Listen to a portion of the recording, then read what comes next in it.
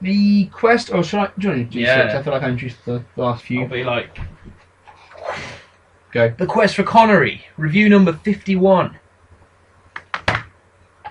Diamonds are forever. Forever. Yeah. Okay. Forever.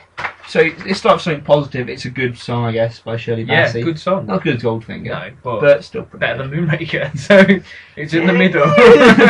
And we gave this. Let's just jump right into it because we've done this our 6th review of the night.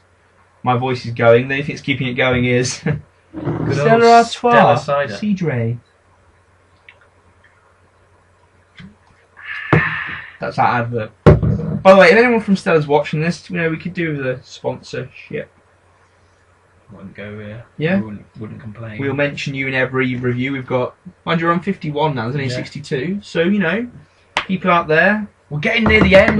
Are you getting as emotional as we are? I'm getting I'm quite getting emotional. Yeah. We've watched all of them, really, haven't we? Well, we haven't watched all of them, have we? Watched all of them except one.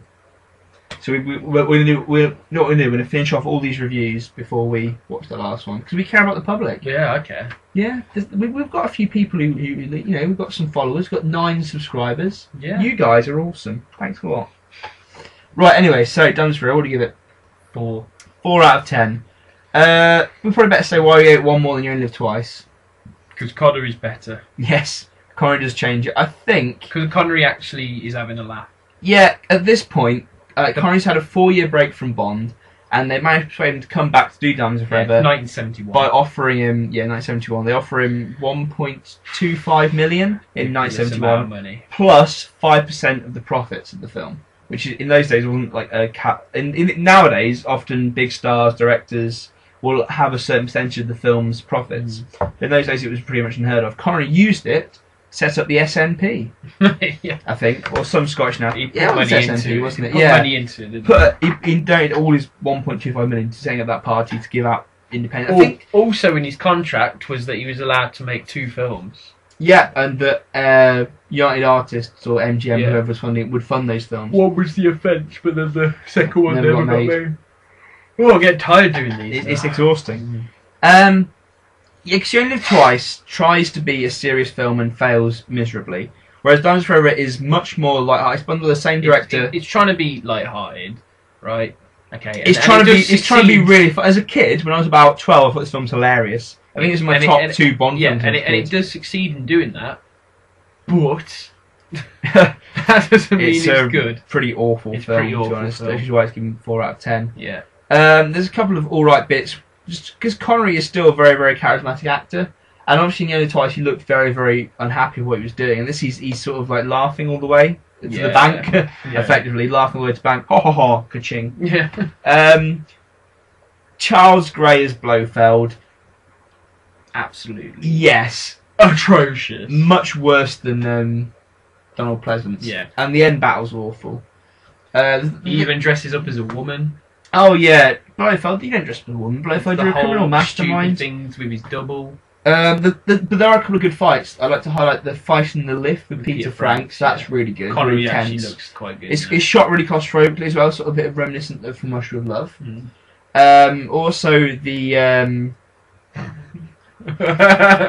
the chase in Las Vegas is okay. Yeah, the with car the chase cops, with the yeah. cops. That's like the first of its kind, isn't it? It's the first time that Bond's beaten a load of stupid fat cops, which Yeah. happens a lot in the Roger Moore films and onwards.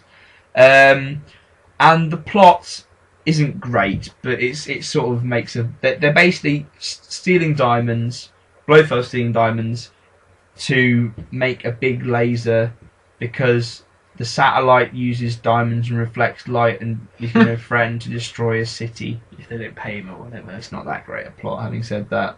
Also, this is an awful film when you compare it to what Bond film came before it, On Her Majesty's Secret Service. Which obviously we're not going to complete review because No. we're not doing Lazenby films, but that is such a brilliant film. But that was Bond, how Bond should be.